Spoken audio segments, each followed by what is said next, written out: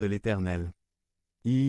Parce que notre connaissance de qui est Jésus-Christ est liée à notre destinée, c'est-à-dire le salut. 304. Paul a avoué qu'il connaissait Jésus selon les normes du monde avant de le rencontrer personnellement. Beaucoup de gens ont du zèle pour Dieu, mais à cause de leur manque de connaissance ou de leur connaissance erronée de qui est Jésus-Christ, ils n'ont pas de salut. Romains 10, 1-3. La vie éternelle est ici, afin qu'ils te connaissent, toi, le seul vrai Dieu, et Jésus-Christ, que tu as envoyé. Jean 17, 3. Et Jean 5, 19,20. Nous savons aussi que le Fils de Dieu est venu et nous a donné l'intelligence de connaître le vrai Dieu. Nous vivons unis à celui qui est vrai, c'est-à-dire à son Fils Jésus-Christ. C'est le vrai Dieu et la vie éternelle. Philippiens 3, 8. La grandeur suprême de connaître le Christ Jésus mon Seigneur. 2 Corinthiens 2, 2. Et lorsque j'étais parmi vous, je ne voulais rien connaître d'autre que Jésus-Christ et, plus strictement, Jésus-Christ crucifié.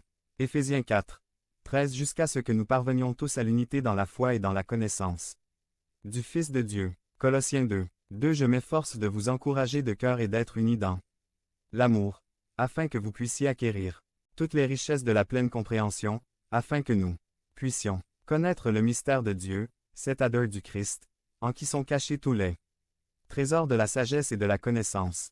2 Pierre 1, 2. Grâce et paix vous soient données en abondance par la connaissance de Dieu et de Jésus notre Seigneur. 2 Pierre 1, 8. Car si ces qualités abondent en vous, elles vous empêcheront d'être inutiles et improductifs dans la connaissance de notre Seigneur Jésus-Christ.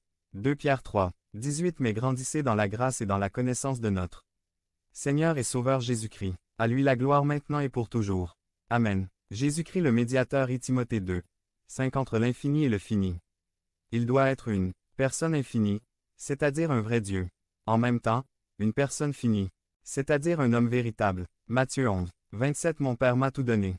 Personne ne connaît le Fils, si ce n'est le Père, et personne ne connaît le Père si ce n'est le Fils et ceux à qui le Fils choisit de le révéler. Devenez membre de la chaîne et soyez un instrument de la parole de Dieu. Ne manquez pas cette opportunité d'avoir un impact sur des vies. Cliquez maintenant sur le lien dans la description et aidez-nous à diffuser la parole de Dieu.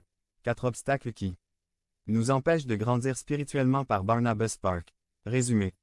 4 obstacles qui nous empêchent de grandir spirituellement. Ne pas naître de nouveau. Ne pas se nourrir de la parole de Dieu.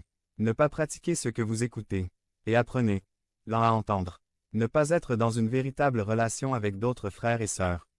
Recherchez le Seigneur pendant qu'il peut être trouvé. Ésaïe 55, 305. La Bible est pleine de merveilleuses invitations gracieuses.